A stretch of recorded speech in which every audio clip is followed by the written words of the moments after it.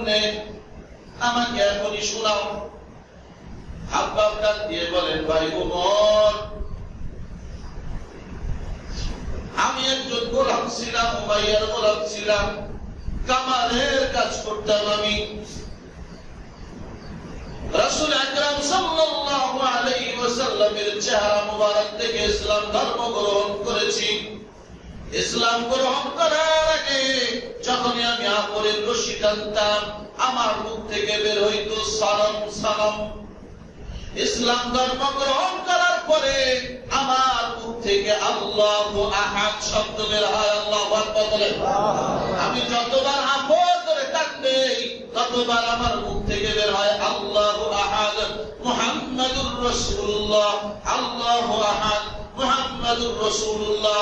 এই শব্দগুলো যখন আমার মালিক উমাইয়া শুনছে, উমাইয়া ডাক দিয়ে বলে, খাব্বাব, তোমার মুখ থেকে কি বের হইতেছে?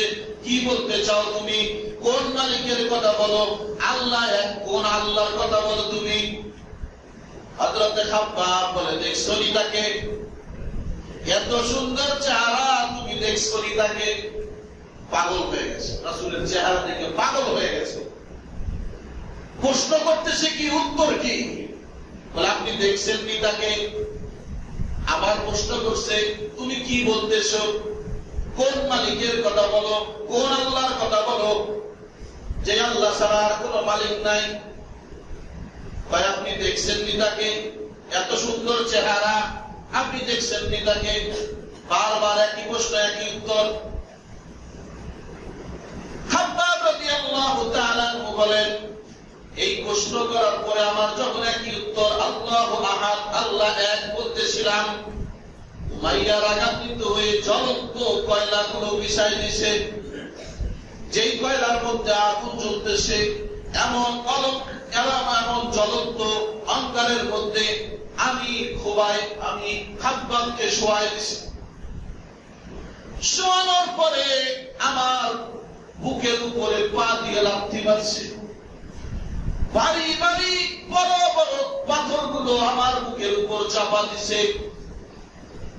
ও ভাই উমর, আমার পিঠের গোশত চর্বিগুলো গলতে গলতে এই জ্বলন্ত কয়লাগুলো নিভে গেছে। আবার আগুন জ্বালানো হয়েছে, আবার এই কয়লার উপর আমাকে শোয়াই দিয়ে এরপরে টানা হেঁচড়া করা হয়েছে।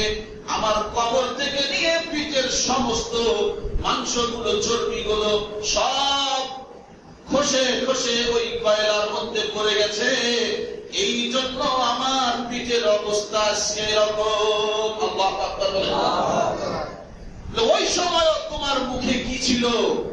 হযরত খাব্বাব বলেন, যখন আমার এই অবস্থা ছিল তখন আমার মুখ থেকে বের হইতেছিল আল্লাহু আহাদ, আল্লাহ ছাড়া কোন মালিক নাই, আল্লাহ ছাড়া কোন মাবুদ নাই। তুমি যতই শাস্তি দাও না কেন, যেই ঈমান আমি গ্রহণ করেছি এই ঈমান কখনো ছাড়তে পারবো না। আল্লাহু আকবার বলেন।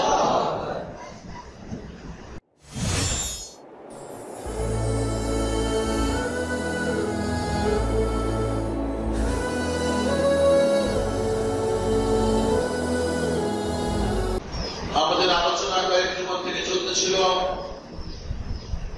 সাহাবায়ে কিরামের ঈমান কেমন ছিল। কয়েকজন সাহাবায়ে কিরামের জীবন বৃত্তান্ত ঘটনা আপনাদের সামনে পেশ করা হয়েছে। এর দ্বারা আমরা এতটুকু তো অবগত হয়ে গেছি যে আমাদের আর সাহাবায়ে কিরামের ঈমানের মধ্যে পার্থক্য আছে না নাই? পার্থক্য আছে। কি বলেন আপনারা? তাদের ঈমান কেমন ছিল আর আমাদের ঈমান কেমন? এজন্য সাহাবায়ে কিরামের মতো ঈমান আমাদেরকে মজবুত করতে হবে। সাহাবায়ে কিরামের মতো ঈমান বানাইতে হবে, ঈমানের উপর মেহনত করতে হবে। মেহনত করলেই যে কোনো জিনিস মজবুত হয়। আমি আপনি ঈমান পাইছি খুবই সস্তা, ঈমান খুবই সস্তায় পাইছি, এজন্য কদর নাই। মানুষ যে জিনিসটা বিনামূল্যে পায় বিনা কষ্টে পায়, এই জিনিসের কদর থাকে না। বাপদাদা মুসলমান ছিল, ইমানদার ছিল, আমিও ইমানদার হয়ে গেছি। এই ইমানের জন্য কোন কষ্ট পেলে শুধু মুসাফফাত সহ্য করতে হয় না। এজন্য ইমানের কদর নেই। যে জিনিসটা নিজে অর্জন করা হয়, নিজের উপার্জনের হয়, এই জিনিসের কদর থাকে। আর যে জিনিসটা নিজের উপার্জিত নয়, এই জিনিসের কদর হয়তো আপনাদেরকে আমি শুনাইছিলাম এর আগে ঘটনা। আল্লাহর এক বান্দা রাস্তা দিয়ে হাঁটতেছে, বৃষ্টি বাদলের দিনে, আমাদের যেমন বৃষ্টির দিন এখন, আমাদের তো কিছুই না। আমাদের এখানে কি বন্যা হয়েছে নি? হ্যাঁ, বন্যায় যারা ভাসতেছে তাদের কি অবস্থা। এই কুমিল্লা, ফেনী, নোয়াখালী, সিলেটের দিকে তাকান, মুসলমান ভাই বোনেরা, ছোট ছোট বাচ্চারা কিভাবে বন্যার পানিতে নিজেদের জান দিয়ে দিতেছে, কত জান চলে যেতেছে। হঠাৎ করে পানি এসে গেছে, এখানে কি আল্লাহর গজব মনে করবো নাকি বন্ধুদের শত্রুতা মনে করবো, এটাই বুঝে আসতেছে না। তো বন্যা তো তারা দেখছে, আল্লাহর বান্দা বৃষ্টির দিন রাস্তা দিয়ে যাইতেছে, রাস্তার মাঝখানে একটা জায়গা কাদা, ব্যাগ,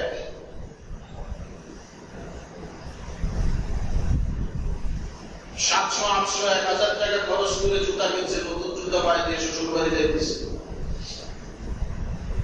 এই কাদার মধ্যে যদি পা দেয়, জুতা নষ্ট হবে না? জুতা নষ্ট হয়ে যাবে। জুতা খুললে তো পায়ে কাদা লাগবে। করছে কি, গায়ে দামি শাল ছিল।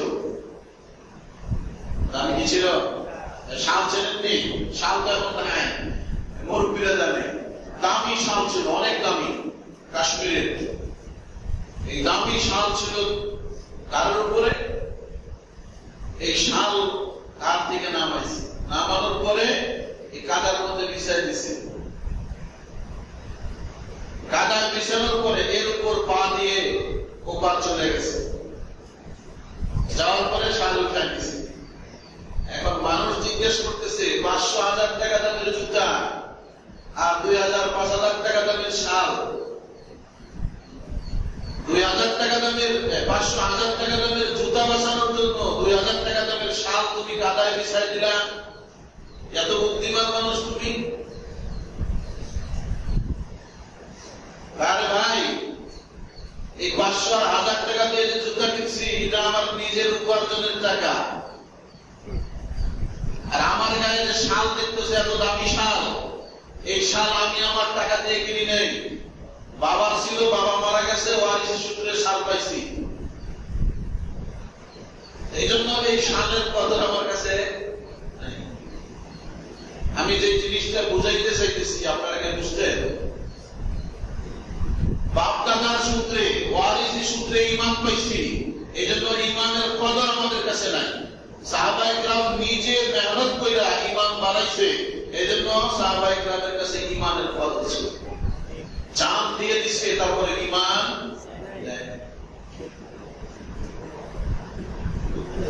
হযরত খাব্বাব রাদিয়াল্লাহু তাআলা নাম শুনছেননি? হযরত খাব্বাব একজন কর্মকার ছিলেন, কামার ছিলেন। কামারের কাজ করত,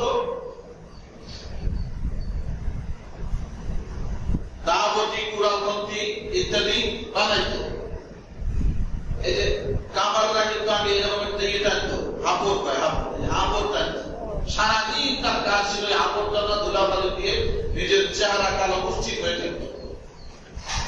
তো একদিন হাপড় টানতেছে, লোহা গরম করতেছে, হঠাৎ করে একটা নূরের ঝলক তার চেহারার উপর আসছে। উনি তখন মুসলমান হন নাই, চেহারা ফিরেছে। ফেরানোর পরে রাসূল আকরাম সাল্লাল্লাহু আলাইহি ওয়াসাল্লাম ওই রাস্তা দিয়ে যাইতেছেন, রাসূলের চেহারার মধ্যে তার চোখ পড়ে গেছে। সুবহানাল্লাহ। সব কাজ বন্ধ করে মনের অজান্তে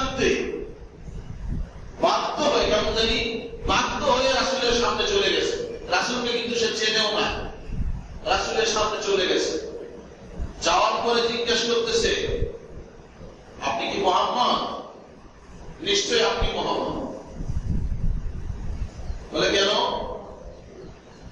আমি কাজ করতেছিলাম, হঠাৎ আমার চেহারার মধ্যে একটা নূরের ঝলক আসছে। আমি চোখ ফিরাই দেখি আপনি। আপনার চেহারা দেখে মনে হইতেছে আপনি মুহাম্মদুর রাসূলুল্লাহ। কারণ এই চেহারা দেখে এটা আমার কখনো মনে হয় না যে এটা কোন জাদুকর বা মিথ্যাবাদীর চেহারা হতে পারে। সুবহানাল্লাহ। রাসূল আকরাম সাল্লাল্লাহু আলাইহি ওয়াসাল্লাম বলেছেন, হ্যাঁ।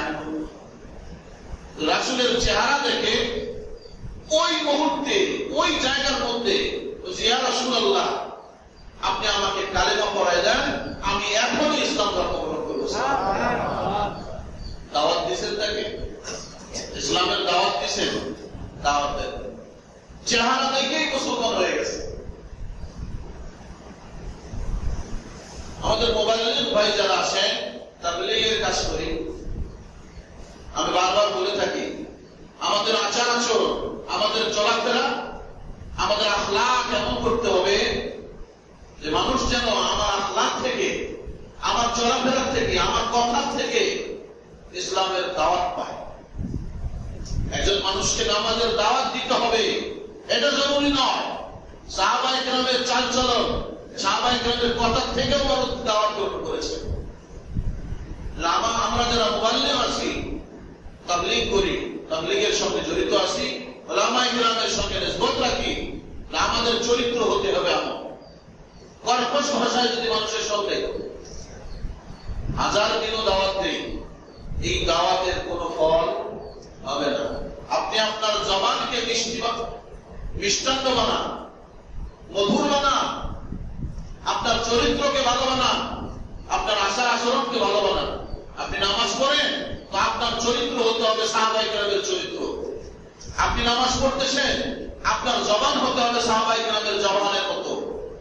অটোমেটিক যে নামাজ পড়ে না, আপনার চরিত্র আর আপনার জবান শুনেই তারা নামাজের দিকে ধাবিত হবে, দাওয়াত দিতে হবে।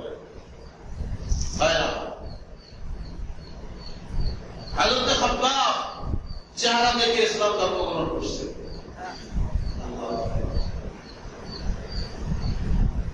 রাসূল আকরাম সাল্লাল্লাহু আলাইহি ওয়াসাল্লাম মিরাজ থেকে যখন দুনিয়া জমিনে গমন করলেন, দুনিয়াতে আসার পরে মসজিদে নববীর সামনে এভাবে বসে আছেন রাসূল। সব সাহাবায়ে কেরাম আল্লাহ রাসূলের সামনে বসে, বড় বড় সাহাবারা, হযরত আবু বকর রাসূলের সামনে বসা, ওমর রাসূলের সামনে বসা, ওসমান রাসূলের সামনে বসা, আলী রাসূলের সামনে বসা, সমস্ত বড় বড় সাহাবায়ে কেরাম রাসূলের সামনে বসা।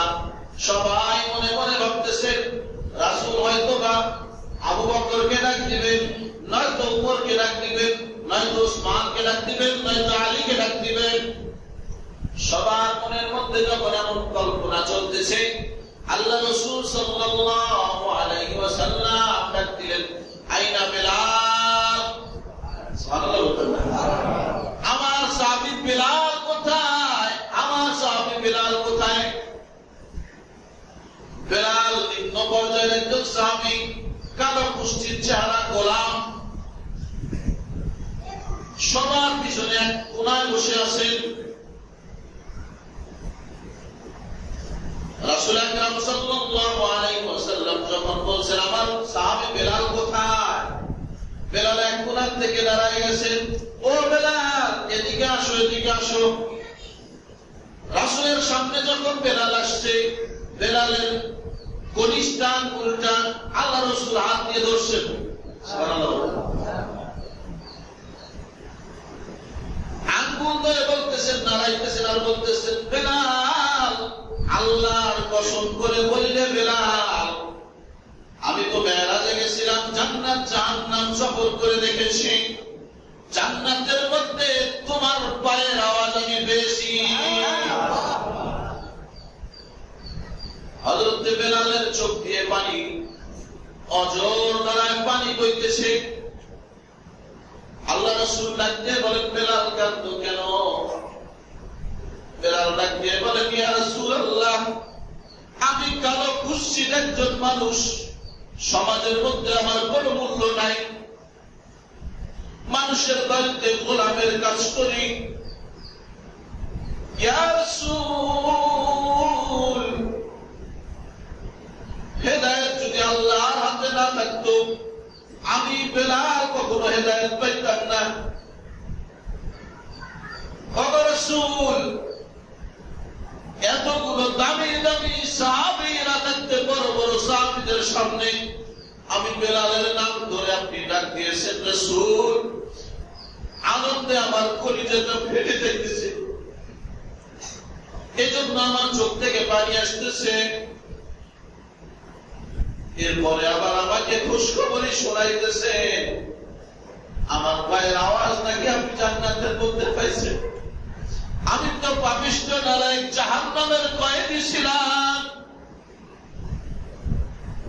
আপনার দাওয়াতে আপনি আমাকে জান্নাতের রাস্তা দেখাইছেন, জান্নাতের কাফেলার সাথে বানায় দিয়েছেন। আল্লাহ রাসূল ডাকতে বলতেছে, বেলাল তুমি কি আমল করো? বেলাল বলে, ইয়া রাসূলুল্লাহ, আমার তো কোনো আমল নাই, একদিন আপনার কাছে শুনেছিলাম ওযু করার পরে সাথে সাথে 2 রাকাত নামাজ পড়তে হয়। ও রাসূল, যেদিন আপনি এই কথাটা আমাকে শুনাইছিলেন ওই দিন থেকে যতবার আমি বেলাল ওযু করি ততবার 2 রাকাত নামাজ পড়ি। এই 2 রাকাত নামাজ পড়লে আমি বেলালের অন্তরের মধ্যে তৃপ্তি আসে। সাথে সাথে জিবরাইল রাসূলের কাছে এসে কানে কানে বলে দিয়েছেন, ইয়া রাসূলুল্লাহ, বেলালের ওই 2 রাকাত নামাজ আল্লাহ এমন ভাবে কবুল কইরা নিছেন, বেলাল দুনিয়ার জমিনে কদম ফেলায়, বেলাল দুনিয়ায় হাঁটে না, বেলাল জান্নাতের মধ্যে বিচরণ করে। সাহাবায়ে কেরাম মনে মনে ভাবতেছেন, বেলাল তো খুশখবরি পাইল।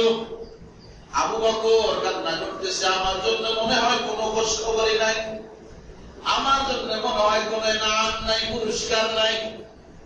কেউ বিদেশ থেকে আসলে, আত্মীয় স্বজন কেউ বিদেশ থেকে আসলে সবাই আশা করে থাকে আমার জন্য মনে হয় কিছু আনছে। বাবা আশা করে মনে হয় আমার জন্য ছেলেকে নিয়ে আসছে, ছেলে আশা করে থাকে মনে হয় আমার জন্য বাবাকে নিয়ে আসছে, স্ত্রী আশা করে থাকে মনে হয় দামি দামি গহনা নিয়ে আসছে। আশা করে কি করে না? কিন্তু মা আশা করে, মা শুধু জিজ্ঞেস করে, বাবা এত দূর সফর করে আসছো, রাস্তায় কিছু খাইছো নি? তোমার অনেক খিদা লাগছে, যাও একটু ফ্রেশ হয়ে আসো, তোমার খাওয়ার ব্যবস্থা করতেছি। কথা বলে ঠিক কিনা?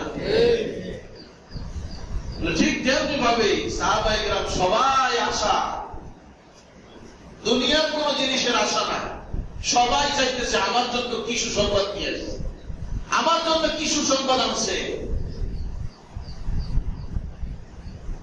রাসূল আকরাম সাল্লাল্লাহু আলাইহি ওয়াসাল্লাম আবু বকরকে ডাক দিয়ে বলেন, আবু বকর, ও ওমর, ও ওসমান, ও আমার সাহাবীরা, আমরা তো সবাই ইবাদত করি জান্নাতের জন্য। কিয়ামতের দিন সবাই বেকুল হয়ে থাকবে জান্নাতে যাওয়ার জন্য। কোন আমলটা দিয়ে আমি জান্নাতে যাইতে পারি, কোনভাবে আমি জান্নাতে প্রবেশ করতে পারি কিনা, সবাই জান্নাতের জন্য পাগল হয়ে থাকবে। আমার দুনিয়ার যত মানুষ আছে, দুনিয়ার যত মাখলুক আছে, যত নবীর উম্মতেরা আছে, সব নবীর উম্মতেরা জান্নাতে যাওয়ার জন্য পাগল হয়ে থাকবে। ওয়ামা সাহাবীরা, একটা খবর জানুনি, একটা খবর জানুনি, শোনাবনি তোমাদেরকে, বলে জান্নাতের জন্য আমরা সবাই পাগল, কিন্তু কিয়ামতের দিন সমস্ত জান্নাত একজন মানুষের জন্য পাগল হবে। জানুনি ওই মানুষটাকে, জানুনি ওই মানুষটাকে। হযরত আবু বকরের হাতটা ধইরা রাসূল আকরাম সাল্লাল্লাহু আলাইহি ওয়াসাল্লাম মুসাফির দিয়েছেন, সিদ্দিক আকবর হবে ওই মানুষটা যার জন্য 8টা জান্নাতের দরজা স্বাগতম জানাইতে থাকবে, আহলান সাহলান মারহাবান, আমার দরজা দিয়ে প্রবেশ করেন, এই দরজা দিয়ে প্রবেশ করেন, এই দরজা দিয়ে প্রবেশ করেন। জান্নাতের 8টা দরজা আবু বকরকে রাখতে থাকবে। চিন্তা করুন, আল্লাহু আকবার। হযরত ওমর কাঁদতেছে, হযরত ওসমান কাঁদে, সবাই তো খোঁজ খবরে পাইতেছে, আমার মনে হয় কিছু নাই। ওমরকে ডাক দিয়ে বলে, ওমর, জান্নাতে যখন আমি বিচরণ করলাম, জান্নাত গুলো আল্লাহ তাআলা জান্নাতের বালাখানাকে এত সুন্দর করে সাজাইছেন, মণি মুক্তা হীরা জওহরাত মেশক আম্বর দ্বারা 2 ইটের জয়েন্ট দেওয়া হয়েছে। ওমর, এতগুলো বালাখানার মধ্যে হাঁটতে হাঁটতে দেখতে দেখতে একটা সাদা পাথর দ্বারা নির্মিত সাদা রঙের একটা বালাখানার মধ্যে আমার দৃষ্টি আটকে গেল। ওমর, এত সুন্দর করে ওই বালাখানাটা তৈরি করা হয়েছে। ফেরেশতাদেরকে বারবার আমি জিজ্ঞাসা করলাম, ও ফেরেশতারা, এই বালাখানাটা কার? ফেরেশতারা ডাক দিয়ে বলেন, ইয়া রাসূলুল্লাহ, আমরাও যখন এই রাস্তা দিয়ে অতিক্রম করি, একবার হলে ওই বালাখানার দিকে দৃষ্টিপাত করি, ওই বালাখানাটার দিকে তাকায় থাকি। আপনি জানেননি ওই বালাখানাটা কার? রাসূল আকরাম সাল্লাল্লাহু আলাইহি ওয়াসাল্লাম বলেন, ওই বালাখানাটা কার? ওমরকে জিজ্ঞাসা করতেছে, ওমর, জানেন ওই বালাখানাটা কার? ওমর বলে, আল্লাহু ওয়া রাসূলুহু আ'লাম, আল্লাহ এবং আল্লাহ রাসূল ভালো জানে, আমি তো জানি না ইয়া রাসূলুল্লাহ। রাসূল আকরাম সাল্লাল্লাহু আলাইহি ওয়াসাল্লাম ওমরকে বলে, ওমর, ওই সুন্দর বালাখানাটা হযরত ওমরের জন্য আল্লাহ তাআলা নির্মিত করেছে।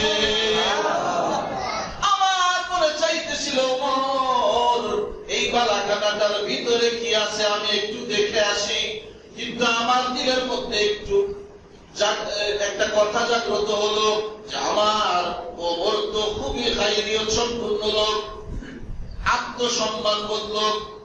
আমি যদি তার অনুমতি ছাড়া তার বালাখানায় প্রবেশ করি, হয়তো বা ওমরের মনটা খারাপ হতে পারে। এই জন্য তোমার বালাখানার ভেতরটা আমার দেখা হয় না। ওমর তার মাথাটা নিচের দিকে দিয়ে কান্না শুরু করে দিছে। ইয়া রাসূলুল্লাহ, কুফরের দলদলের মধ্যে আমি নিমজ্জিত ছিলাম, জাহান্নামের পথে আমি চলতেছিলাম, আপনার দাওয়াতে জান্নাতের পথ পাইছি, আর আপনি নাকি আমাকে গায়রিয়ত সম্পূর্ণ লোক বলতেছেন। আত্মসম্মান বোধ বুঝি আপনার কাছে আছে আমার। আমি ওমর, আপনার কাছে কোনো আমার ইজ্জত সম্মানের কোনো বালাই নাই। আপনি যদি আমার বালাখানাটা দেখে আসতেন, তাহলে আমি ওমর সম্মান বোধ করতাম। বাকি থাকলো কে?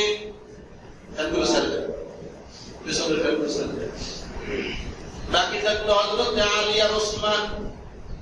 ওসমান ফুপায় ফুপায় কাঁদতেছে, আরে সবাই সুসংবাদ পাইতেছে, আমার ভাগ্যে মনে হয় কোন সুসংবাদ নাই। আল্লাহ রাসূল ডাক দিয়ে বলতেছে, ওসমান, চিন্তা করো না, জান্নাতের মধ্যে সমস্ত নবীদের একজন করে বন্ধু থাকবে, রফিক থাকবে, সাথী থাকবে, সফর সঙ্গী থাকবে। আনতা রফিকি ফিল জান্নাহ, আর ওসমান, আপনি জান্নাতের মধ্যে আমার বন্ধু হিসাবে থাকবে।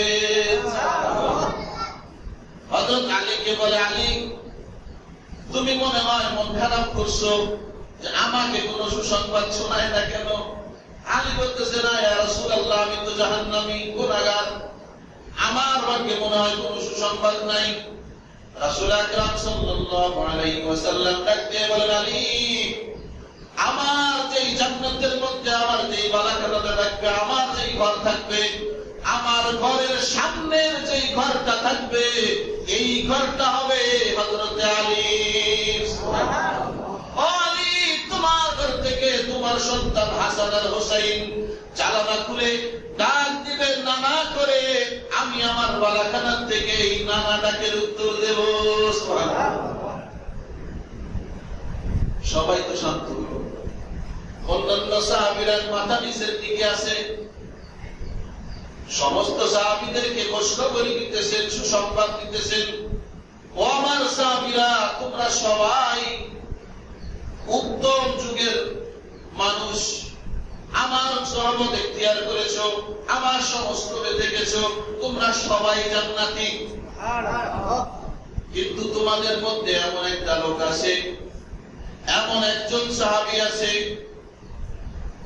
যেই সাহাবীর ইজ্জত, যেই সাহাবীর সম্মান, যেই সাহাবীর মর্যাদা, আমি রাসূল যে এই চেয়ারে বসে তোমাদেরকে বয়ান করতেছি, তোমাদের নসিহত করতেছি, আমি রাসূলের এই চেয়ারে বসে তোমাদেরকে নসিহত করার যোগ্যতা রাখে এমন সাহাবী আছে। সুবহানাল্লাহ বলবেন। সমস্ত সাহাবীরা নড়ে চড়ে বসছেন। এত মর্যাদার সাহাবীকে আবু বকর গেল, ওমর গেল, ওসমান গেল, আলী গেল, এরপরেও আল্লাহ রাসূল বলতেছেন এত মর্যাদার সাহাবীকে আছে যে রাসূলের এই সম্মানিত চেয়ারে বসার যোগ্যতা রাখে। সবাই একটু নড়ে চড়ে বসছে। কে এই সাহাবী? ওমর বলতেছেন ইয়া রাসূলুল্লাহ, আমি একটু নামটা বলতেন। কে এই সাহাবী? কেনই বা তার এত মর্যাদা যে আপনার চেয়ারে বসে আমাদেরকে নসিহত করার যোগ্যতা রাখে? আল্লাহ রাসূল বলতেছেন ওমর, নামটা আমি বলতে পারবো না। ওই সাহাবী যখন ইসলাম ধর্ম গ্রহণ করেছে তখন ওই আমাকে বলে দিয়েছে ইয়া রাসূলুল্লাহ, কাউকে বলবেন না। ও ওমর, ওই সাহাবীর নামটা বলতে আমি এখন আমি রাসূল তোমাকে নামটা বলতে পারবো না। হযরত ওমর বলতেছেন ইয়া রাসূলুল্লাহ, সাহাবীকে চিনবো কেমনে? সাহাবীকে চেনার পদ্ধতি হলো তোমরা পরস্পরে যখন মোকাবেলা করো, সামনাসামনি হও, সালাম মুসাফা হয়, মুআনাকা করো, কোলাকুলি করো, এই মুআনাকা যখন করতে যাবা ওই সময় তুমি ওই সাহাবীকে চিনতে পারবা। রাসূল আকরাম সাল্লাল্লাহু আলাইহি ওয়াসাল্লাম এই কথা বলে যখন হুজরায় চলে গেছে, ওমরের মনের মধ্যে খটকা লেগে গেছে। এখানে যে কয়জন আছে আগে চেক করব, আগে আমার ওই ব্যক্তির দরকার। রাসূল আকরাম সাল্লাল্লাহু আলাইহি ওয়াসাল্লাম যাকে এত মর্যাদা করলেন, এই ব্যক্তি আগে খুঁজে বের করতে হবে, অন্য চিন্তা তাদের বাদ। ওমর ওইটার সাথে সাথে একজন একজন করে মুআনাকা শুরু করে দিছে, সবার সঙ্গে কোলাকুলি শুরু করে দিছে। ওই যে নাম বলছিলাম হযরতে খাব্বাব কি কাজ করতেন? কি ছিলেন? কামার ছিলেন। মুআনাকা করতে করতে করতে করতে যখন খাব্বাবের সঙ্গে ওমরের বুকটা মিলাই দিছে, বুক মিলানোর পরে পেছন দিক দিয়ে হাত দিয়ে যখন খাব্বাবকে জড়ায় ধরছে, হযরতে ওমরের হাত খাব্বাবের জুব্বা থেকে খাব্বাবের পিঠের মধ্যে যখন লাগছে, ওমর হাত দিয়ে দেখে খাব্বাবের পিঠে একটা গোশতের টুকরাও নাই। হাতগুলোর মধ্যে যখন ওমরের হাত বেজে গেছে, ওমর চমকে উঠছে। মানুষের পিঠ তো এমন হতে পারে না। আমি আপনি মুআনাকা করলে আপনার পিঠে কি আছে আমি হাত দিলে বুঝবো কি বুঝবো না? বোঝা যায়। ওমর যখন খাব্বাবের পিঠের মধ্যে হাত দিছে, দেখে একটা গোশতের টুকরাও নাই, সব হাত। হযরত ওমর রাদিয়াল্লাহু তাআলা আনহু চমকে উঠে হযরত খাব্বাবের পেছনে চলে গেছে।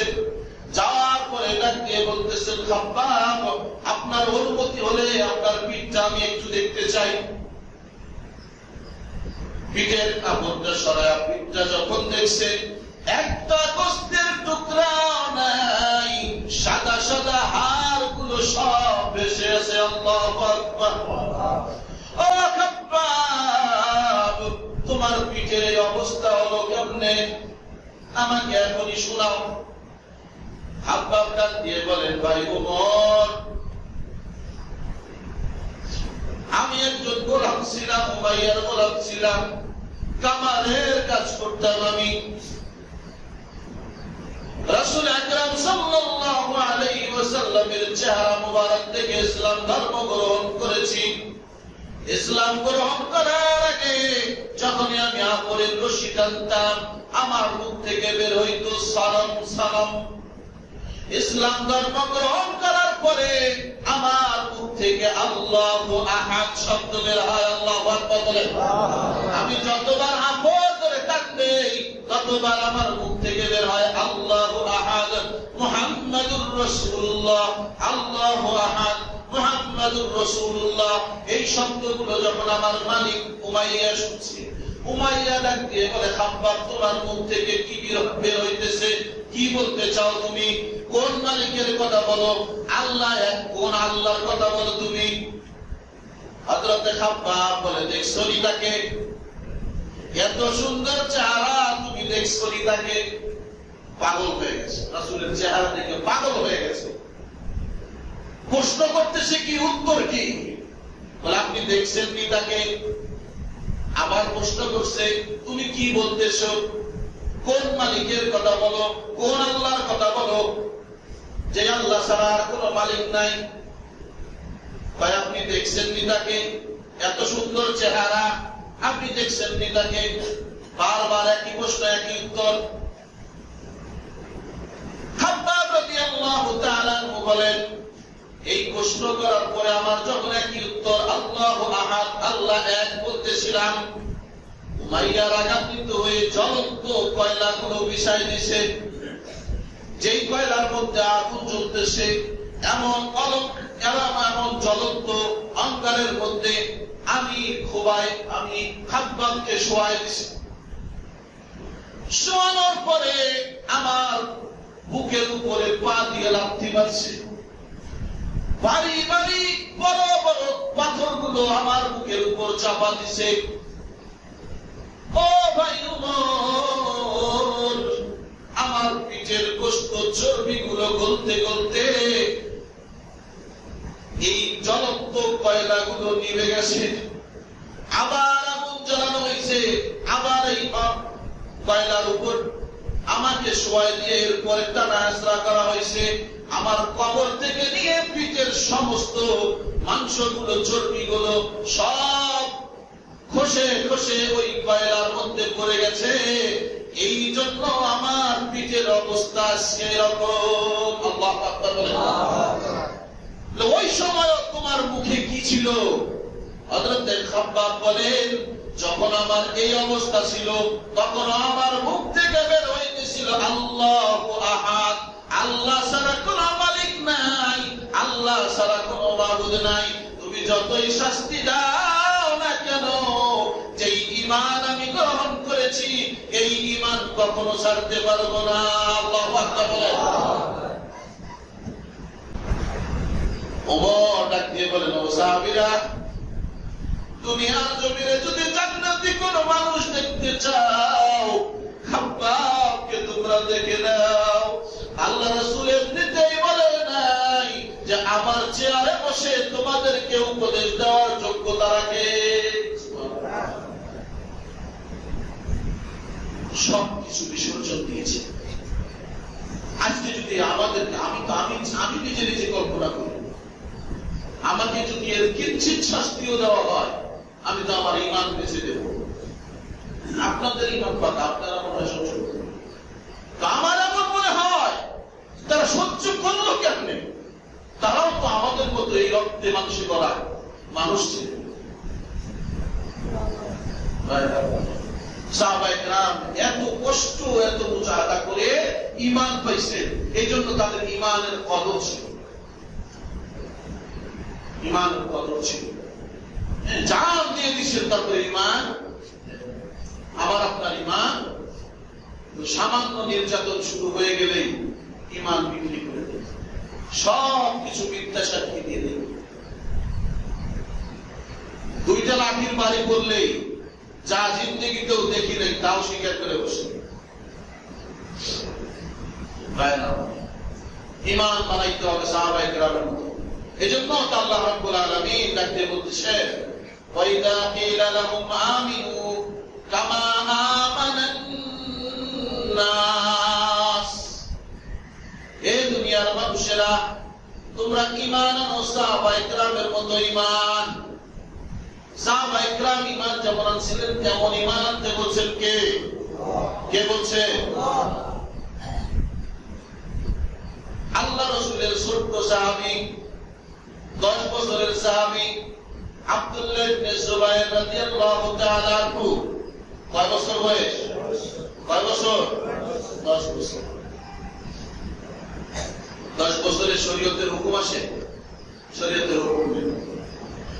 10 বছরের সাহাবী দেখেন তাদের চিন্তাধারা কি। হযরত ওমর ফারুক রাদিয়াল্লাহু তাআলা আনহু আব্দুল্লাহ ইবনে জুবায়ের রাদিয়াল্লাহু তাআলা আনহু তার বন্ধুদেরকে নিয়ে একদিন খেলতে গেছেন। হঠাৎ করে দেখেন যেই রাস্তায় তারা খেলাধুলা করতেছে ওই রাস্তায় ওমর আসতেছে। কে আসতেছে? ওমর। আব্দুল্লাহ ইবনে জুবায়েরের যে সাথীবর্গ ছিল সব সাথীরা দৌড়তে পড়েছে, লুকাইছে, ওমর আসতেছে। আব্দুল্লাহ ইবনে জুবায়ের রাস্তার এক ধারে দাঁড়ায় আছে। ওমর কাছে আসার পরে আব্দুল্লাহকে জড়ায় ধরছে, টান দিয়ে নিয়ে বলে, আব্দুল্লাহ তোমার সাথীরা কোথায়? বলে আপনাকে আসা দেখছি, দেখা তারা লুকাইছে। কি করছে? লুকাইছে। তুমি লুকাই যাবে যে? 10 বছরের সাহাবীর উত্তর দেখেন। উনি বলেন, আমি কেন লুকাবো? আমি এমন কোন অপরাধ করি নাই যার কারণে আমাকে লুকাইতে হবে। আর এই রাস্তাটা এত সংকীর্ণ নয় যে আমি থাকলে আপনি যাইতে পারবেন না। তাদের চিন্তাধারা, আমি তো কোনো অপরাধ করি নাই, তো আপনাকে দেখে লুকাইতে হবে কেন? আমার সৎ সাহস আছে। কিন্তু আমাদের সমাজের যুবক 14, 15, 18 বছরের যুবকেরা কি করতেছে? কোন পরিকল্পনা। কেন হাঁটতেছে নিজেও জানে না। বন্ধু বান্ধবের সঙ্গে কেন সময় নষ্ট করতেছে জানে না। কেন যে মোবাইল কিনতেছে তাও জানে না। এইভাবে সময় নষ্ট করতেছে। এর দ্বারা আখিরাত বাদই দিলাম, তার দুনিয়ার কি লাভ এই দুনিয়ার লাভটাও সে বোঝে না। আমি যে আমার বন্ধুর সঙ্গে এইভাবে দিনের পর দিন রাতের পর রাত কাটাই দিতেছি, আমার দুনিয়ার কি লাভ হইতেছে এতটুকু খেয়ালও নাই। সব জায়গায় বেহায়াপনা, অশ্লীলতা ছড়ায় পড়ছে। সম্মান জিনিসটা হারায় গেছে। আমরা ছোটবেলায় দেখছি কোন মুরব্বীদেরকে দেখলে গোলাপান সম্মান দিত, সালামটা কমপক্ষে দিত, কমপক্ষে তাদের সামনে সিগারেট টান দিত না। সিগারেট খাইতে থাকলেও কোন মুরব্বীকে দেখলে এটা লুকায় রাখত। বর্তমানে এমন সমাজ, মুরব্বী দেখলে তো লুকাই না, সম্মান তো দূরের কথা, নিজের বাপের সামনে সিগারেট টান দেয়। আসে না? নিজের বাচ্চার সামনে সিগারেট খায়। কত বড় নির্লজ্জ, বেহায়া। কেমনি করে এই কাজগুলো বুঝি না। ওলামায়ে কেরামকে দেখলে আগে দেখছি মানুষ সম্মান দিত না, আলেম বলতে কিছু না। আমার বয়সে তো ছোট, আমাদের মসজিদের খতিব সাহেব গিয়েছে, বয়সে তো আমার থেকে ছোট, সম্মানে তো আমার থেকে ছোট। আমি এলাকার চেয়ারম্যান, আমি এমপি, আমি মন্ত্রী, তার সামনে সিগারেট খাবো না তো কি হয়েছে? আপনার চেয়ে ওই আলেমের দাম আল্লাহর কাছে বেশি না কম? একজন আলেমকে আপনি সম্মান করলেন না। একজন আলেমের সামনে সিগারেট খায়, আবার ধোঁয়াটা আলেমের মুখে ছাড়ে। কত বড় নির্লজ্জ, কত বড় রাখা। ভাইরা, আমাদের আগামী প্রজন্মকে বাঁচাইতে হলে তাদের হেদায়েত চাইতে হলে গার্জিয়ান যারা আছে তাদেরকে ঠিক হতে হবে। আমাদের সন্তানদেরকে কি শিক্ষা দেওয়া দরকার, কি শিক্ষা দিতেছে? যদি বৃদ্ধাশ্রম যাওয়ার থেকে বাঁচতে চান তাহলে এই ছোট্ট বালকগুলোকে গড়ে তোলে, আপনার এই সন্তানগুলোকে গড়ে তোলে, না হলে আপনাকে অনিবার্য বৃদ্ধাশ্রমে যেতে হবে। সন্তানদের ভবিষ্যৎ করে দেবে। বর্তমান যুব সমাজ নষ্টের দিকে যাচ্ছে। বিভিন্ন নেশা, বিভিন্ন অশ্লীলতায় বেঁধে উঠেছে। নাই, আগের দিনে সেই যুবকেরা নাই। আমি যুবকদের পায়ে হাত দিয়ে অনুরোধ করবো, নিজেদের জীবনকে নষ্ট করেন না, নষ্ট করেন না। আপনার এই জীবনের দাম আছে। আপনার জীবনে আপনি সাহাবীদের জীবনী পড়েন, আপনার বয়সের কত সাহাবী ছিল, তারা কিভাবে নিজের জীবন কাটাইছে। যুবক খালিদ বিন ওয়ালিদের মতো যুবক হন, ইসলামের জন্য কিছু করে, ধর্মের জন্য কিছু করে। আপনার এই শক্তিকে অযথা খরচ করেন না, আপনার এই পাওয়ারকে অযথা খরচ করেন না। ইসলামের জন্য কিছু করেন, তাহলে কাজে লাগবে। নিজের বাবা মা, নিজেদের মুরব্বীদেরকে সম্মান করা শিখে, তাহলেই আগামী প্রজন্ম আমাদেরকে সম্মান করবে। আজকে যদি আমি আমার মুরব্বীদেরকে সম্মান করা ভুলে যাই, আমার আগামী প্রজন্ম যারা আসতেছে আমাকেও সম্মান করবে না। সাবধান হওয়া দরকার, সাবধান হওয়া দরকার। নোবেল নাটক ইত্যাদি না করে সাহাবায়ে কেরামের জীবনী পড়ি, তাহলে শিক্ষা গ্রহণ করা যাবে। হক্কানি উলামায়ে কেরাম, বুজুর্গদের জীবনী পড়ি, তাহলে এখান থেকে শিক্ষা গ্রহণ করা যাবে। ওয়াজ মাহফিলে যাই, শুক্রবারে একটু তাড়াতাড়ি করে জুমার দিনে মসজিদে যাই, এখানে আলোচনাগুলো হয়, এই আলোচনাগুলো শুনে এখান থেকে আমল করার চেষ্টা করি।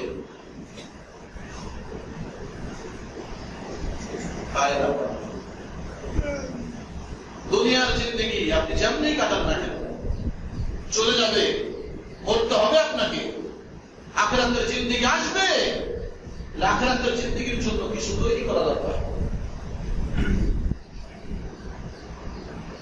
আমাদের যুবকেরা অনেক জায়গায়, অনেক যুবকেরা গান বাজনা ইত্যাদির প্যান্ডেল বাদ দিয়ে এখন ওয়াজ মাহফিলের প্যান্ডেল সাজায়, আছে না? না, হ্যাঁ, যুবকদের মধ্যে অনেক জায়গায় পরিবর্তন হয়ে গেছে। আমার এলাকার যুবকেরা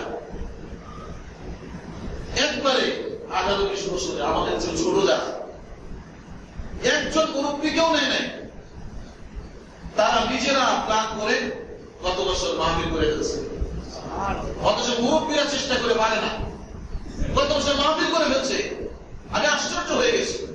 তারা একজন করে, তারা 50 জনের একটা টিম করছে, এলাকার মধ্যে যত পোলাপান আছে সবগুলোকে এক জায়গায় করছে। আমাকে ফোন দিয়েছে, আমরা একটা মাহফিল করতে চাই, বক্তা দরকার। পরিচয় আমার একবার বড় হয়ে গেছে, কিন্তু যে সমস্ত পোলাপা গান বাজনা, উলঙ্গ ব্যায়ামনা নিয়ে ব্যস্ত থাকার কথা, তারা আজকে মাহফিলের ব্যবস্থা করতেছে। এরকম সব এলাকায় হওয়া দরকার। তাদের এই কমিটিটা যে গঠন করে রাখা হয়েছে, তারা বলছে যে আমরা প্রতি বছর এই মাহফিলকে ধরে রাখবো ইনশাআল্লাহ। চাকচমক হবে। আমাদের ওই আশপাশের এলাকায় এরকম মাহফিল হয় না, এত চাকচমক মাহফিল করছে তারা। পুরো এলাকার মধ্যে একটা আলোড়ন সৃষ্টি করে দিচ্ছে। আমিও আশাবাদী, আমাদের এই এলাকার যারা যুবক আছি, যারা তরুণ আছি, যুবকদের আজকে ক্ষমতা বেশি। মুরব্বীরা তো মুরব্বী হয়ে গেছে, তারা অনেক কিছু করছে। যে এলাকার যুবক শুধরায় যাবে, যে এলাকার যুবকদের মধ্যে হেদায়েত এসে যাবে, ওই এলাকা পুরাটা ঠিক হয়ে যাবে। যেন আমি যুবকদেরকে অনুরোধ করবো যে আমার এই এলাকা, আমার এই মহল্লা, সব যারা যুবক আছি, সবাই আল্লাহ রাস্তায় ইসলামের জন্য নিজেদের শক্তি, নিজেদের সামর্থ্য সব ব্যয় করবো। রাজি আসতে ইনশাআল্লাহ। যদি কখনো দ্বীনি জলসা, দ্বীনি মাহফিলের জন্য ডাক দেওয়া হয়, আসবেন তো ইনশাআল্লাহ। যুবকরা উদ্যোগ নেন যে আমরা আর গান বাজনার কোন অনুষ্ঠান করবো না, যাত্রা প্যান্ডেল করবো না, অনর্থক আমাদের টাকা পয়সা খরচ করবো না, নিশার মধ্যে আমাদের টাকা পয়সা খরচ না করে এগুলো ওয়াজ মাহফিল বিভিন্ন ধর্মীয় কাজে টাকা পয়সা গুলো খরচ করবো। রাজি আছেন তো ইনশাআল্লাহ? আল্লাহ তাআলা আমাদের এই যুবকদেরকে কবুল করে, সকল বলেন আমিন। অনেকেই যুবক, বৃদ্ধ কয়জন? পুরা সমাজ বুঝলে পুরা মানুষ কয়েকটা পাওয়া যায়। পুরারা তো অনেক কিছু করলেন আপনাদের জন্য, আপনারা একটু করেন না, করেন, এটা আপনাদের পুঁজি হয়ে থাকবে। আপনাদের থেকে আপনাদের আগামী প্রজন্মরা শিক্ষা দিবে, তারাও করবে। এজন্য আমাদের এই মসজিদের কাজ করা হবে ইনশাআল্লাহ। মিস্ত্রিকে কন্ট্রাক্ট দেওয়া হয়ে গেছে, 2 তলার ছাদের কাজ করা হবে। আপনাদেরকে জানা রাখতেছি, কমিটি সিদ্ধান্ত হয়ে গেছে এবং মিস্ত্রিকেও কাজের কন্ট্রাক্ট দেওয়া হয়ে গেছে। বৃষ্টির জন্য হইতেছে না, নাহলে আপনাদের কাজ শুরু হয়ে যেত। কাজ করা হবে, আপনাদের সাহায্য সহযোগিতায় মসজিদ এই পর্যন্ত আসছে। আপনারা যদি সহযোগিতা করেন মসজিদের ছাদও হয়ে যাবে ইনশাআল্লাহ। হবে তো ইনশাআল্লাহ? সবাই সাহায্য সহযোগিতা করবেন তো ইনশাআল্লাহ? হ্যাঁ, এই জন্য আমি অগ্রিম জানা রাখতেছি যে এখানে ইটের দরকার আছে, সিমেন্টের দরকার আছে, বালির দরকার আছে, রডের দরকার আছে, আছে না নাই? এখন থেকে আপনারা আগাম প্রস্তুতি নেন যে আগামী সপ্তাহে, আমি আজকে কালেকশন করবো না, আগামী সপ্তাহে বেতন আপনারও পায় না, হাতে টাকা আসুক, এরপরে আগামী সপ্তাহ বা পরের সপ্তাহ কালেকশন হবে। আপনারা যেন আগাম, মানে আমি বলার আগেই যেন বলতে পারেন যে হুজুর আমি 20 বস্তা সিমেন্ট, হুজুর আমি 50 বস্তা সিমেন্ট, হুজুর আমি 1 গাড়ি ইট দেবো, 1 গাড়ি বালু দেবো। এই ধরনের বলার মানুষ আছে না? এখানে আছে। আমি যদি এখন একজন করে যাচাই বাছাই করি, একজনই 100 বস্তা সিমেন্ট দিতে পারবে, এই ধরনের মানুষ আছে না? আছে। এই জন্য এখন থেকে প্রস্তুতি নেন যে আগামী জুমায় কে কার চেয়ে বেশি আল্লাহ রাস্তায় দান করে এখানে আমি সহযোগিতা করতে পারি আল্লাহ ঘরের মধ্যে। এই একটা প্রস্তুতি, একটা প্রতিযোগিতা হবে আগামী জুমায়। রাজি আছেন তো ইনশাআল্লাহ? হ্যাঁ, প্রতিযোগিতায় কে কে অংশগ্রহণ করে তাই দেখবো। আগামী জুমায়, আজকে বলবো না, আগামী জুমায় হবে ইনশাআল্লাহ। আল্লাহ তাআলা সকলকে সঠিকটা বুঝবার আমল করার তৌফিক দান করেন। আমাদের কুমিল্লা, নোয়াখালী, ফেনী এবং সিলেট বন্যা কবলিত খুবই অসহায় অবস্থায় তারা দিন যাপন করতেছে। অনেক ভাই বোনেরা জান দিয়ে দিচ্ছে, তাদের জন্য দোয়া করব এবং আমাদের যতটুকু সামর্থ্য হয় নিজেরা সাহায্য সহযোগিতা করার চেষ্টা করব। আমাদের আশপাশ থেকে অনেকেই যাইতেছে, ছাত্র সমাজ যাবে, ছাত্র সমাজরা অনেকে টাকা উঠাইছে। তো আপনারা যদি একটু তাদের সঙ্গে সহযোগিতা করেন তাহলে ভালো হবে না খারাপ হবে? ভালো হবে না খারাপ হবে? আমরা তো ভাই এক মুঠো ভাত হলে খাইতে পারতেছি, তারা যে খাবে এই পরিস্থিতিটাও নাই, রান্না করবে এই পরিস্থিতিটাও নাই, নিজেদের সন্তানদেরকে স্কুলে ভাড়ায় দিতে হইতেছে। কল্পনা করতে পারেন? আমাদের শত্রু যাদেরকে আমরা বন্ধু রাষ্ট্র মনে করি, আমার তো মনে হয় এটা চক্রান্ত করে, শত্রুতা করে তারা বাইরে ছেড়েছে। অন্যদিক দিয়ে পারলাম না, পানি দিয়ে মারবো। অন্য সব ষড়যন্ত্র তো করছি, পারতেছি না, পানি দিয়ে মারবো। আমাদের যুব সমাজ দেখেন, আমাদের দেশের যুব সমাজ জেগে উঠছে, আমাদের দেশের পরিবর্তন আসছে কি আসছে না? এই জন্য আমাদের সমাজের যুবকরাও এরকম একটা উদ্যোগ দিচ্ছে যে তারা এই বন্যা কবলিত যারা আছে তাদেরকে সাহায্য সহযোগিতা করবে। এই জন্য আমরা যারা এখানে আসি, যতটুকু আমার সামনে কুলায় এভাবে আমিও সহযোগিতা করার চেষ্টা করব যে আমার 10 টাকা দিয়ে, আমার 100 টাকা দিয়ে, আমার 500 টাকা দিয়ে একজন ভাইয়ের যদি একটা উপকার হয় তাহলে আমি এর সব পাবো কি পাবো না? পাবো ইনশাআল্লাহ। এই জন্য আমরা এই দানটা করতে রাজি আছি তো ইনশাআল্লাহ।